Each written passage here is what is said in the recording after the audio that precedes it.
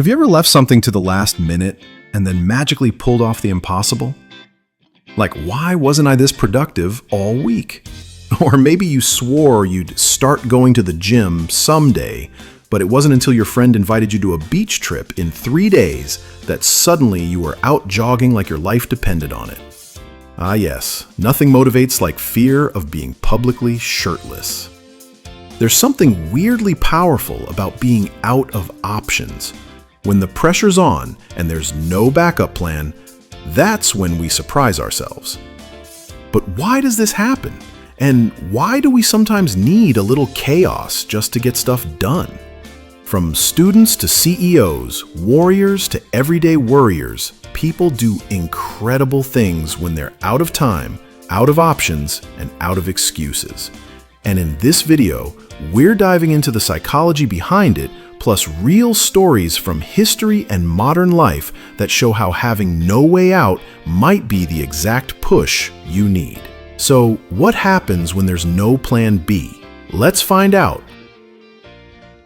So, what exactly is happening when we perform best under pressure? Why do some people unlock a whole new level of focus, creativity, or determination the moment the safety net disappears? Turns out, it's not just chaos, it's psychology. Here's what's going on. 1. Loss aversion. We're wired to fear loss more than we crave gain. When failure means real consequences, money, reputation, pride, our brain kicks into high gear. 2. Commitment and consistency. Once we commit, especially publicly, we feel a deep need to follow through. Even if we regret it, we'd rather suffer than break our word. Thanks, evolution. 3. Cognitive narrowing. Under pressure, your brain filters out everything non-essential. No more scrolling, no more overthinking, just get it done. 4. Adrenaline plus cortisol equals focus cocktail. When your back's against the wall, your body treats it like survival.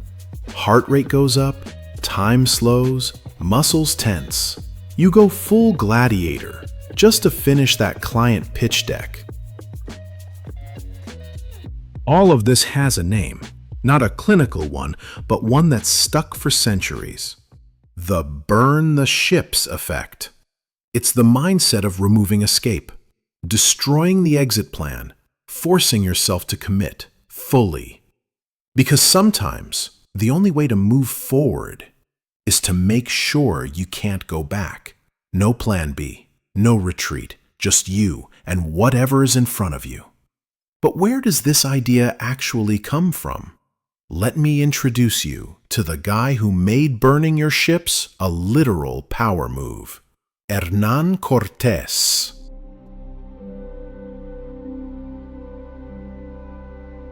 It's 1519. Spain is sending expeditions westward, chasing gold, land, and glory, and leading one of them is a guy named Hernán Cortés. Cortés lands on the shores of what is now Mexico with 11 ships and just over 600 men. He's surrounded by unfamiliar terrain, powerful native empires, tropical disease, and one big problem. Half his men want to go back. They've heard rumors, towering cities, endless warriors, human sacrifices, armies that outnumber them 100 to 1. This is not exactly a chill weekend voyage. So what does Cortés do? He gives a now legendary order: burn the ships.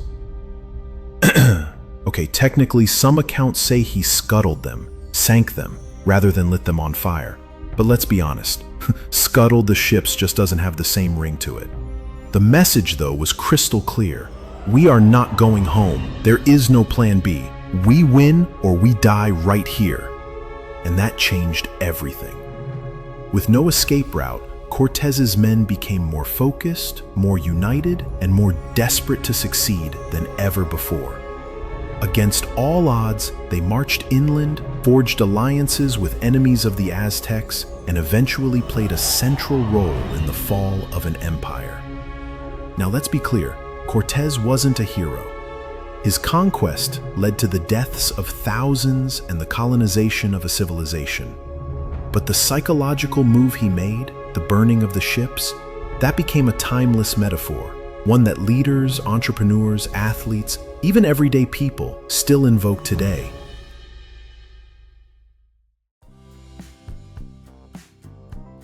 Fast forward about 450 years after Cortés. No jungles, no swords, just a spacecraft, headed for the moon. Apollo 13, NASA's third planned lunar landing.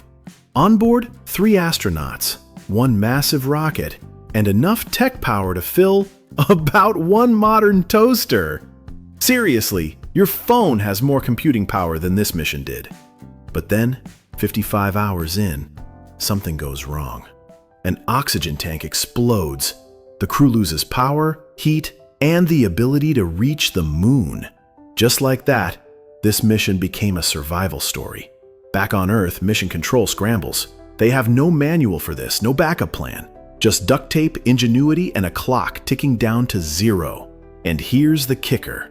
They're stuck in space. No rescue mission, no U-turn. It's fix this or die out here. And that's exactly when humans become their most creative. Under crushing pressure, they reprogrammed routes, rigged makeshift life support, converted the lunar module into a lifeboat. No whiteboard brainstorms, no time to circle back. Just decisions, execution, and faith. Against all odds, Apollo 13 made it home. Not because the system worked perfectly, but because when there were no options left, humans got brilliant. Apollo 13 showed that pressure doesn't just crack people, it can forge something sharper. When failure isn't allowed on the table, you start building a new table. While Apollo 13 showed us the power of human innovation under pressure, the samurai of feudal Japan taught us something different. The power of complete voluntary detachment from survival. The samurai followed a strict warrior code called Bushidō, the way of the warrior. Loyalty, honor, courage, and most of all, readiness to die. They didn't just accept death, they trained for it, visualized it. Some were taught to wake up each day as if they had already died. Why? Because once you accept that you have nothing to lose, you become unstoppable. A warrior who doesn't fear death fights with total clarity, no hesitation, no doubt, no second-guessing the swing of the sword. In psychology, this is called radical acceptance, a state where fear and resistance fade away and what's left is pure, focused action. Like a candle that burns, knowing it will flicker out. Or a blade that cuts, not because it wants to, but because it was made to. Bushidō wasn't about being reckless. It was about being ready, about showing up fully because you already made peace with the cost. To die without regret is the true spirit of Bushidō. Whether it's space engineers improvising life support or warriors embracing death to fight fully alive, the lesson is the same. The moment you take escape off the table, you start operating on a different level. I mean, even Goku didn't go Super Saiyan until his best friend exploded and the planet was literally falling apart. Nothing like a collapsing ecosystem to unlock your best self. But this pressure cooker effect doesn't just apply to battles and warriors. Sometimes it shows up in business. Right when a company's about to get crushed by a blockbuster. Once upon a time, Netflix was that company that mailed you DVDs and made you feel important for having a queue longer than your actual lifespan. But around 2007, something wild happened. They decided to ditch the DVDs, the thing their entire business was built on, and go all in on this weird little experiment called streaming. No one knew if it would work. Internet speeds were garbage. People still bought Blu-rays like it was a religion. Blockbuster even laughed them out of the room when they tried to partner up. But Netflix made a choice. cut the cord, literally. They phased out DVDs, scrapped safety nets, and went all in on streaming. That decision changed how we consume content forever. No retreat, no reverse, just commitment to a risky, unproven future, and the willingness to ride the chaos until it worked. They didn't hedge. They burned their discs. Because when you shut the door behind you and light it on fire, sometimes that's what forces you to invent a new front door.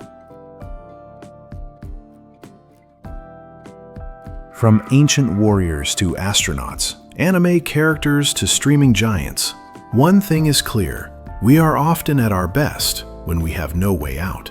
Because when you remove the exit signs, you stop looking for excuses and start looking for solutions. Burn the ships, cancel the backup plan, take the leap, and trust that the version of you who has to figure it out will. Just maybe don't do this with actual ships, or clips, or your job without a backup. This is not legal, financial, or relationship advice. No plan B, just full send. If you enjoyed this video, do me a favor. Burn the watch later list and just hit that like button now. It helps the algorithm show this to someone who really needs that push today. And subscribe for more stories that feed your brain and make you feel a little braver.